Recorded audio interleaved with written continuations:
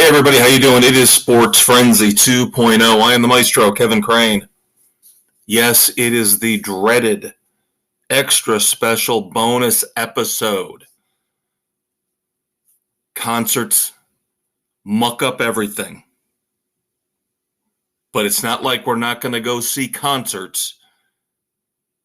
Every once in a while, the taping schedule is going to get screwed up. So what you get right now is about 25 minutes of me giving you a little bit of an appetizer, a taste of what you're going to get on our regular Sports Frenzy 2.0 podcast episode this week, as well as what's to lie ahead on the weekend edition. Now, the weekend edition is going to be just fine. It'll be there like it always is to help you out with your Friday night hangover first thing Saturday morning. No problems there. But the regular Sports Frenzy 2.0 podcast episode will be delayed by about 24 hours. You will get it Thursday night, December the 1st.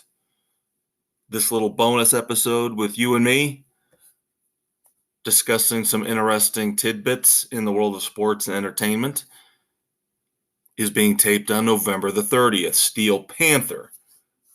Just a few hours away. That is the concert that is messing up the Conquistador and I in terms of a taping schedule.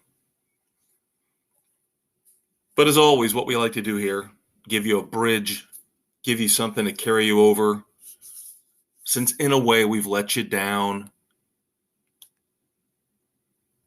So that's why I'm here, and that's why I'm going to give you a little bit extra when it comes to your Sports Frenzy fix for the week. College coaching changes came down hard and heavy this past week. So instead of waiting until the regular edition where we'll talk about the CFP rankings, who's in the top 4 right now heading into championship weekend, who's on the outside looking in, who's whining and crying about, we don't deserve to be outside, we deserve to be inside. Yeah, I'm talking about Alabama fans, of course, each and every year it seems like. We'll see if anything falls their way this weekend.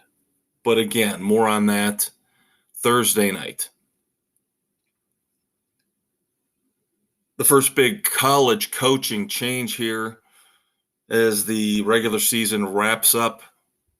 Silly season begins. All these schools that had miserable years that are not bowl eligible or are barely bowl eligible but have already made coaching changes and fired the man in charge earlier in the year. The first big one, the first shoe to drop, of course, was Nebraska, the Cornhuskers. Once again, trying to find a leader to bring the program back to prominence. We've seen Bo Pelini, we've had Scott Frost, and now taking an even bigger swing at it. The recently fired Carolina Panthers head coach Matt Rule will take over the Nebraska program on an 8-year deal. You've got to figure at some point one of these hires for Nebraska has got to work out. We'll see if Matt Rule can resuscitate this program like he did with Temple and with Baylor before his ill-conceived attempt to straighten out the Carolina Panthers in the NFL. Cincinnati's Luke Fickell takes over the Wisconsin Badgers job. Now, Wisconsin hasn't been bad recently. It's not like Nebraska. They're not a dumpster fire. They just had a bad year. They still didn't like the way the program was going. They didn't like the kind of leadership they had. So Earlier in the season, they had already fired their head coach. So they had that opening. And they bring in Luke Fickell from Cincinnati. Of course, the Bearcats were in the college football playoff last year. And you figured it was only a matter of time before Luke Fickell would jump into a Power 5 conference job. Do I think he's going to make a huge difference? Not really. Not really. I could see Matt Rule doing more at Nebraska than Luke Fickell does at Wisconsin. I don't think either school is a recruiting hotbed. Weather plays into it a lot.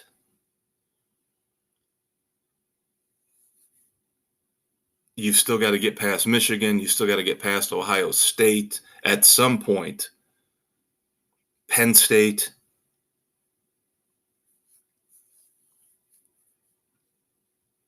Now, of course, the most controversial hire here over the past week was Liberty's Hugh Freeze being brought in to take over the Auburn program, which has been a mess here recently.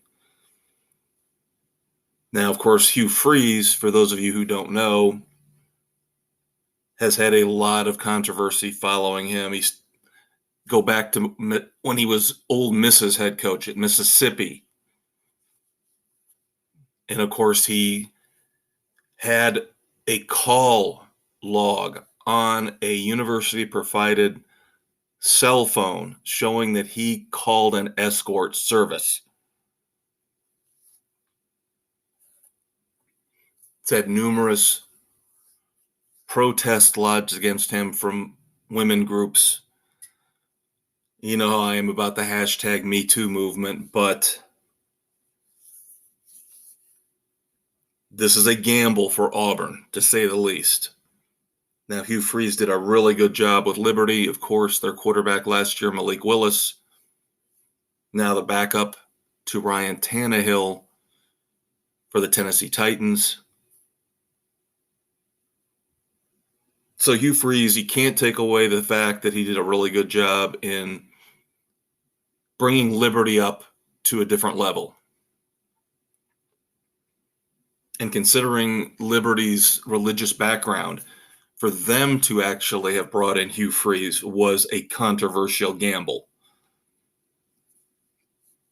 So in some ways, this is a little bit less of a roll of the dice than it was for Liberty.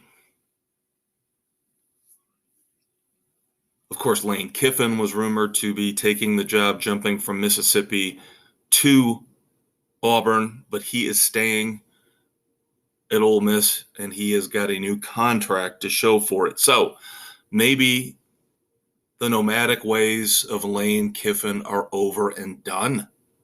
Maybe he's actually going to stay somewhere longer than 4 years. It looks like that is indeed the case. David Shaw, class act, really solid head coach. Of course, years back when Stanford was really on fire and playing exceptional football, he was rumored to be possibly jumping to the NFL. I believe to the Bears was one of the rumored destinations, but that never came to fruition. So unfortunately for David Shaw, things started to go downhill at Stanford in terms of the quality of play. Stanford has not been able to compete in the Pac-12 like they used to 4 or 5 years ago. So unfortunately, David Shaw resigns as Stanford's head coach. Then finally, a very interesting hire, not confirmed yet, but it looks like they've just got to dot the I's and cross the T's. Trent Dilfer. Yes, Trent Dilfer, former Tampa Bay Buccaneers quarterback, former Super Bowl winning quarterback for the Baltimore Ravens. Looks like he is going to take over the head coaching job at UAB. Now, here's another hire that's got some controversy behind it. Not really because of anything Trent Dilfer has done, but the players do not like this hire. They wanted to keep the interim head coach there and put him on permanently, give him a contract. Basically, they wrote a letter to the AD and the powers that be. So Trent Dilfer, if he takes this job, is already going to be getting off to a rocky start. He knows the locker room, he's not the first choice for who they wanted. But you know what I always say, it's controversial and I don't care. You don't let the inmates run the asylum. I think Trent Dilfer's got a strong enough personality where he can make this work. Of course, he's been coaching high school, being very successful as a high school head coach. We'll see if he can make the jump to the college ranks at UAB.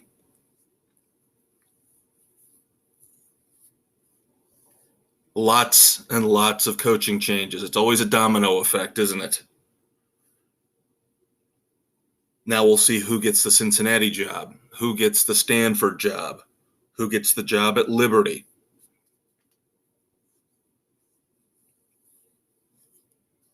All right. I'm not sure if Dave is going to join me tomorrow night. You might get one more week of me solo beyond this bonus episode, but to save him the pain and the torture, I will talk about the World Cup here and now on the bonus episode this week. Of course, the good news, rah, rah, USA. The U.S. men's national team advances to the round of 16, beating Iran yesterday, November the 29th, 1-0. Excitement, of course. How can you not get all jazzed up about a 1-0 match? Oh, God. We've said this before on the show over and over again. They have tried since I was younger in the 80s. They have tried and they've tried and they've tried to push soccer on all of us. And yes, the ratings here for the World Cup games, especially the ones involving the U.S., are very, very good, as the men's team is actually experiencing some level of success. By the way, they play the Netherlands this coming weekend. That's their next match. I believe it's a knockout round, so now you don't mess around. You can't get away with these 0-0 ties like they did at the beginning of the World Cup. You have got to go out and win these matches. But again, going back to my rant, when we talk about the NFL tomorrow night on our regular episode, and we talk about some of the ratings, especially on Thanksgiving for the NFL, you're never, ever, ever going to see soccer in America come close to achieving the level of success that football, especially the NFL, does. You can even look at college football and look at the ratings for Michigan, Ohio State. Again, we'll talk about that in more detail tomorrow night. But stop it.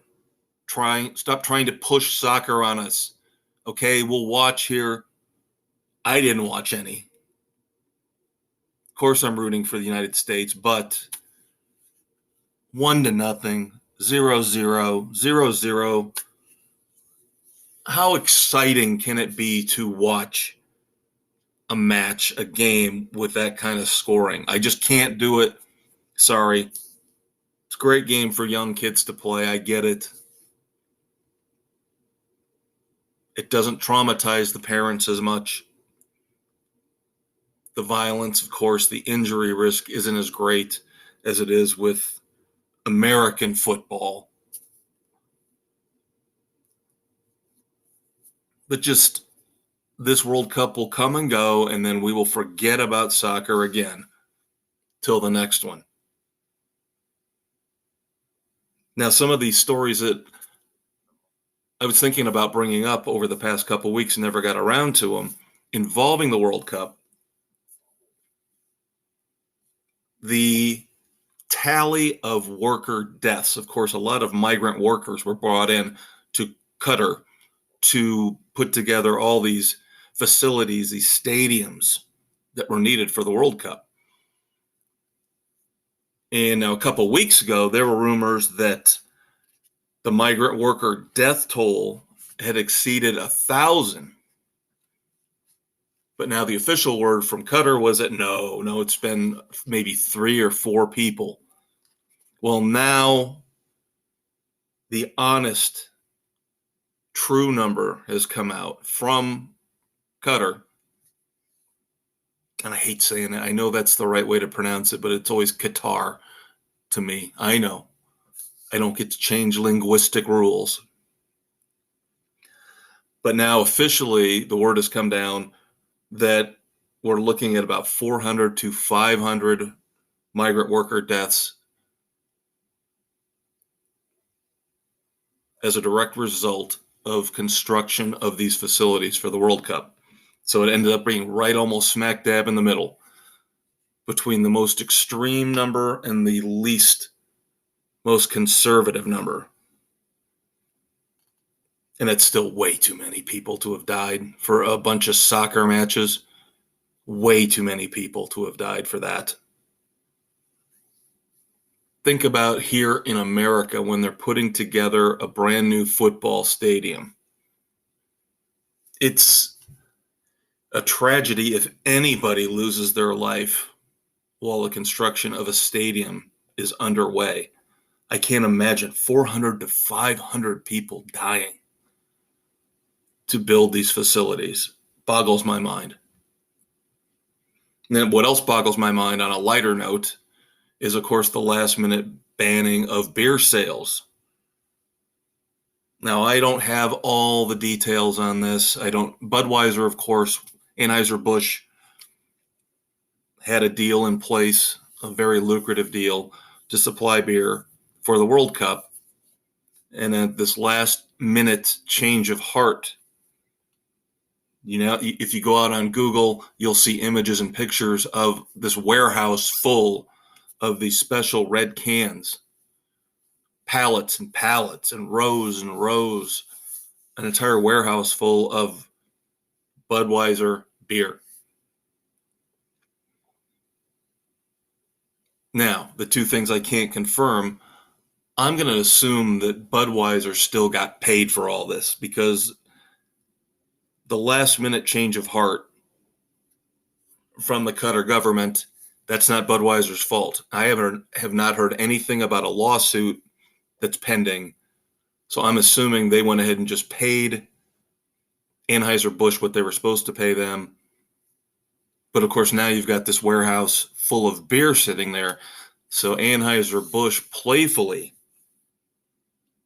indicated that they were going to give all that beer to the country who ends up winning the World Cup. So we'll see about that. We'll see if they actually follow through on that. It's an awesome PR move. Awesome PR move. All right. Couple bonus dumbasses for you. Of course, we'll have plenty more in the world of sports tomorrow night, Thursday, December the 1st. But what would an extra special bonus episode be without extra special bonus dumbasses?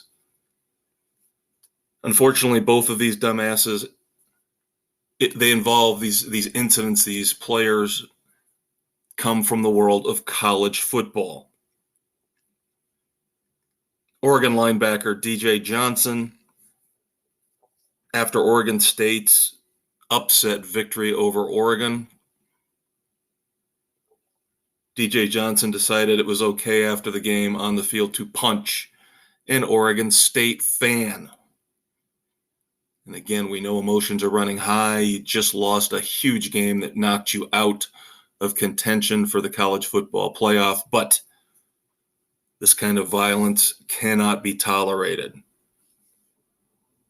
And in a similar dumbass move, University of Houston wide receiver Samuel Brown, again, after a tough loss, he did not strike a fan. He slapped a Tulsa player. Of course, Tulsa had just beaten Houston. Again, I understand football, very passionate, emotions running hot, but you have got to have some semblance of self-control, some semblance of discipline. You cannot strike fans. You cannot strike other players. DJ Johnson, Samuel Brown, you're both dumbasses. So that'll give you a little taste of some of the topics, of course, coming up tomorrow night on our regular Sports Frenzy 2.0 episode. But of course, we have the weekend edition coming as well. Now, the weekend edition, as I mentioned earlier, will be there at its normal time. We'll have a review of Jackal live in Indianapolis on Black Friday. I will look, of course, at our weekly TV and streaming episodes for Titans, Tulsa King, and Yellowstone. I will also, since again, Dave probably won't be here, I will be able to indulge in some wrestling talk with you guys, and we'll go look back at last weekend's Survivor Series War Games. As far as movie reviews go, I promised Smile. I'm going to hold off another week on Smile, the hit horror movie that just came on Paramount Plus a week and a half, 2 weeks ago. Instead, you're going to get my review of the documentary that just came out on Blu-ray, focusing on one of my favorite bands of all time, very underrated in a way. Triumph, Rock and Roll Machine will be the featured review this week on the weekend edition, and I will have story time for you. Uncle Kev's story time will revolve around a very sad occurrence involving my daughter back from college for Thanksgiving break. Figured I would expose her to one of my favorite comedies of all time, and it did not go well. Let's put it that way. So you'll have to check out the weekend edition to find out what movie I'm talking about and the whole story behind my daughter and I watching this, in my opinion, classic comedy. Finally, to wrap up this extra special bonus episode, little bit of entertainment news to give you a taste of the weekend edition. Dave and I have said it over and over and over again. Hollywood needs to stop with the woke idiocy that they keep shoving down our throats in the movies, in the TV shows. Quotas when it comes to what kind of characters you can and cannot have. It's dangerous. In a way, it's censorship. I'm not going to get into the weeds on that, but just bear with me. It is censorship when you tell a creative writer, a creative director, creative producer, a creative mind what they can and can't put into their work. It disgusts me to the core. It is censorship when you tell these people who they can and can't cast and what kind of characters they can and can't write about. So that being said, this brings me to Thanksgiving week's colossal failure of Disney's latest animated movie, Strange World. Strange World bombed. One of the worst performances by a Disney animated movie in a long time. I think they mentioned Treasure Planet might have been the last failure on this scale for Disney. Estimates are that Disney will lose $147 million on Strange World. Now, of course, they had to limit the release globally because of the content of the movie. And again, this is where we come back to what I started off this little soliloquy with. PC woke agendas don't work. The American people are not stupid. 1% of the population shouldn't get to dictate this much when it comes to creative content, whether it's Disney or Universal or Warner Brothers, whatever major studio you're talking about. One of the main characters in Strange World is a gay young boy who flirts with another boy during the course of the movie. We don't want to see it.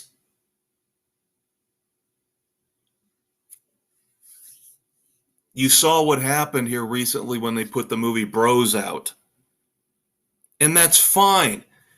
That movie is tailored to a specific audience. But it failed miserably as well. I don't know what to tell you about that one. I think, again, you're looking at a very, very small demographic slice of the country that gets way too much when it comes to influence, and their voices are way, way, way too loud and influential, again, compared to percentages in the population. And you can call me any name you want. I'm just stating facts. I have my beliefs, you have yours. And I am all for equality, and I am all for live and let live. But I have told you guys over and over again, the pendulum has swung too far the other way. If we want true equality, then let's go for true equality. Not all of a sudden now woke PC agendas that basically make it almost impossible for a white man to be cast in a major role anymore.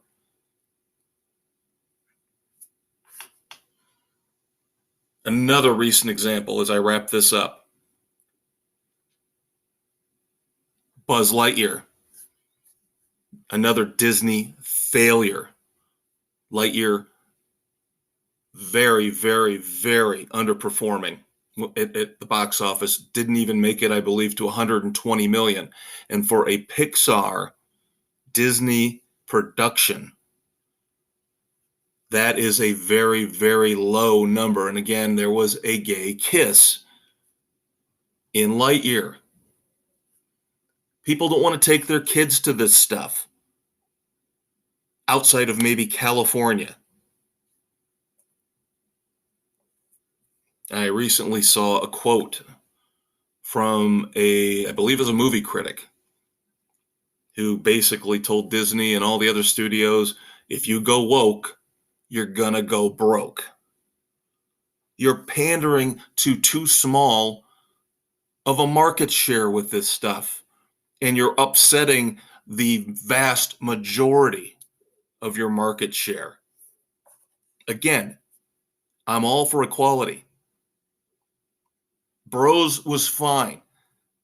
It targeted a specific group of people. It just failed. That should tell you something.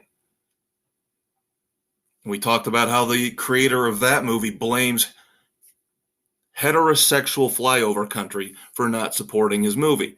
It's not a movie that's going to appeal to Midwestern heterosexuals. It's not tailored for them. The story is not. The characters are not. I don't know how thick you have to be to not get that. All right, that'll do it for your bonus episode of Sports Frenzy. 24 hours from now, you will have a full Sports Frenzy 2.0 podcast episode. Don't forget the weekend edition. I'm the Maestro. Check you out next time.